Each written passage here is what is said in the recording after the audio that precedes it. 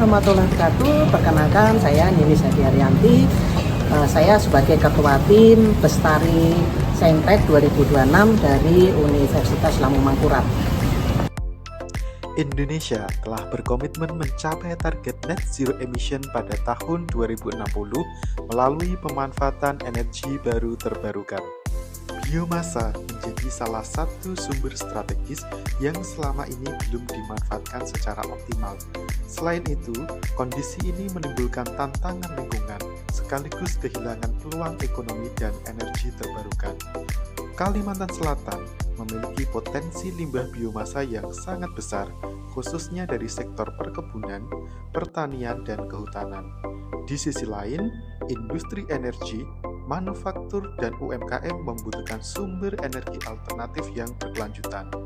Namun, supply and demand limbah biomasa sebagai energi alternatif yang berkelanjutan bagi industri dan UMKM ini belum terbentuk. Hal ini dikarenakan ketidakjelasan rantai pasok limbah biomasa, kurangnya kolaborasi lintas sektor, penelitian dan pengembangan diversifikasi bahan baku biomasa belum memenuhi standar industri, belum terbentuk model bisnis yang jelas, belum terintegrasi ke dalam ekosistem digital yang sistematis, dan belum adanya policy brief secara spesifik pemanfaatan limbah biomasa untuk energi alternatif. Universitas Lambung Mangkurat sebagai perguruan tinggi yang menginisiasi inovasi riset terapan melalui pendekatan Living Lab menjadi penghubung antara sains, industri, pemerintah, dan masyarakat yang mendorong transisi energi dan ekonomi sirkuler berbasis limbah biomasa. Desain Living Lab EcoPalmNet bertujuan untuk membangun ekosistem pemanfaatan limbah biomasa sebagai sumber energi alternatif yang berkelanjutan melalui penguatan rantai pasok, kolaborasi lintas aktor, inovasi teknologi digital, dan integrasi kebijakan. Riset ini dimulai dengan co-creation quadruple helix, di mana seluruh aktor terlibat aktif dalam proses desain, pengujian dan implementasi, hingga evaluasi. Proses desain dimulai dengan diskusi bersama aktor kunci, yaitu Green Raw Material Industry atau GRMI, sebagai penyedia limbah biomasa, industri biobriket sebagai pengolah limbah, industri manufaktur dan UMKM sebagai off-taker, dinas koperasi dan UMKM, serta pemerintah Provinsi Kalimantan Selatan sebagai perumus kebijakan. Hasil diskusi dengan para aktor kunci, kami melihat ada urgensi untuk memunculkan rantai pasok yang sebelumnya belum tersistematis. Bersama GRMI, kami memilah dan mengklasifikasi limbah biomasa yang berpotensi menjadi bahan baku biobriket dan menguji kualitas mutu limbah biomasa tersebut. Limbah biomasa yang potensial selanjutnya diolah menjadi biobriket melalui serangkaian kegiatan penelitian dan pengembangan dalam skala laboratorium. Pada stage ini, kami melihat bahwa hasil penelitian biobriket berhenti pada uji laboratorium.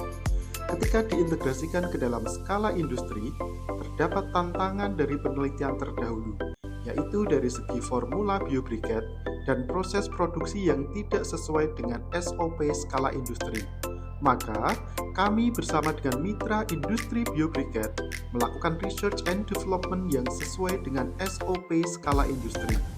Produk biobriket yang dihasilkan dalam skala industri kemudian diuji dan divalidasi, tidak hanya dari sisi teknis, tetapi juga dari sisi kebutuhan pengguna akhir seperti industri manufaktur dan UMKM.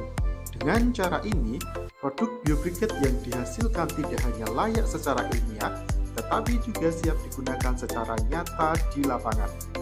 Selama ini, beberapa industri manufaktur dan UMKM masih bergantung pada energi fosil karena alasan yang sangat praktis. Ketersediaan pasokan yang stabil, performa energi yang terprediksi, serta keandalan dalam operasional produksi. Tanpa pembuktian bahwa energi alternatif dapat memenuhi standar tersebut, pelaku industri cenderung enggan beralih.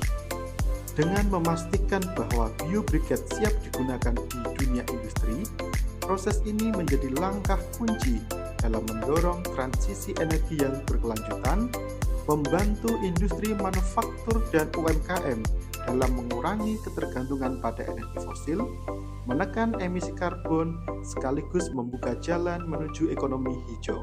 Seluruh proses, mulai dari pasokan biomasa, produksi biobriket, hasil uji kualitas, hingga umpan balik pengguna, kemudian diintegrasikan ke dalam platform digital EcoPalmNet. Platform ini berfungsi sebagai ruang pengelolaan data, pemantauan rantai pasok, dan pengambilan keputusan berbasis bukti, sehingga setiap aktor dapat melihat perkembangan secara transparan dan real-time dalam tata kelola energi baru terbarukan. Pada akhirnya, Living Lab EcoPalmNet menjadi ruang kolaborasi riset multi-aktor, menjadi katalisator dalam pemanfaatan hasil riset untuk dunia usaha dan dunia industri, serta berkontribusi nyata bagi pengembangan ekonomi sirkuler dan mendukung transisi energi nasional serta tujuan pembangunan berkelanjutan Indonesia.